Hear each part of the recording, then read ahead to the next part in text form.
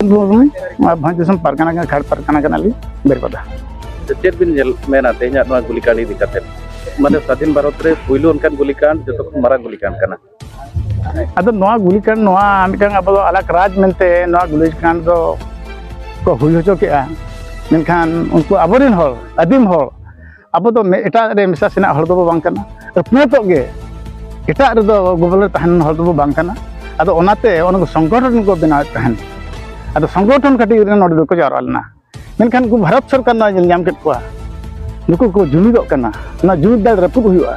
मेनखान बाको रपुदोआ ओना को मने केआ उनको को माना उड़न ते रहो ना कागज को न्यूर को कान रहो एनखान को बाको पछलना हुयो गया मीटिंग बो हुई होचे गया अदो नो उइहर काते उनको जहां दिना हम बादा बिदे को नाम लेआ अदो उनको बाको बताव ले गया हेज एन गया को मेनखान ना जुमिद खातिर के ना दिसम खातिर के मेनखान का गुली होचेना ओना जुगरे बिना सोशल मीडिया बिना चिट्ठी सकाम से बने सकाम गिरते नुना हर को जारालना नितो ओना आधा सुधा नो जेत मा जेत को उहर लगी बाबू तक करना ना उन जोगा दो नोआ के तहे कना सरजम गिरे तहे कना ओना गिरे दो मिटन कोन के माझी माझी चितान ते चला ना आर नोआ मिटन अति इदी करा मिटन माझी उनी आर मिटन इदी करा जहाज हो ओना गिरे तोलकन गिरे चबा इना हेलो दोसर दो को दुपुआ नोआ के कान तकवा आर उन जोगे नोआ के मेन लेना मिटन को चला तेगे हुआ आर नोआ अब दिसम आर अब अपनत रब अगुया नोआ के उयहर दो ताय कान तक उन जोगे महताब सरकार नितो नवीन सरकार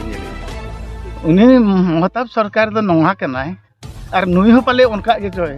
चिका बो लई किया मेनखान नित रे हो अब जहां तिना मेना तबना हक इधर इका ओका हो ओका बाय माहबन कना पाछे अब जुमिद हो अब जहां पर जुमिदो कना उनको जो कुंबू दे भागी भागी प्लेयर को बेना कना उनको तो जहां लगा टाका पैसा लालते और जहां लगा मंत्री लालते उनको तो इदीर को अरे कमेंट बना अदो ओना खातिर तेहन जहां तिना उडो मेना बना उनको बागो पछले कान गया बाबो कमो गया अरबो डेरो आमेंते को उहर काना नोडे बीर को जहां मायांग लिंजी लेना ओना नितो अण आदिवासी को जगह उनको को इदी के नो जगह को हताव किया अब जहां बंगा नितो तेन बंगा गुरु ना ठाव रे चास दिन दो चासो कना चेत बिन देया ना इदी के बांगा नो दो नोका कना नो दो गपा मारा हुया कान गया नुकु जहां को महत्वा कना नो जगह को कना अदो उनको को मेना नो लगे जुदी बेना पे खोजा एनखान जगह ले एमवा अलग आले नो खातिर उनको सुनित खातिर अदो ओना हा दिल दाल मेना गिता को उनको हम बाको पेचे को कना बाको एमो अंतर बाको मेनया एमो आको मेनखान अब जुदी बो जुमिदन गया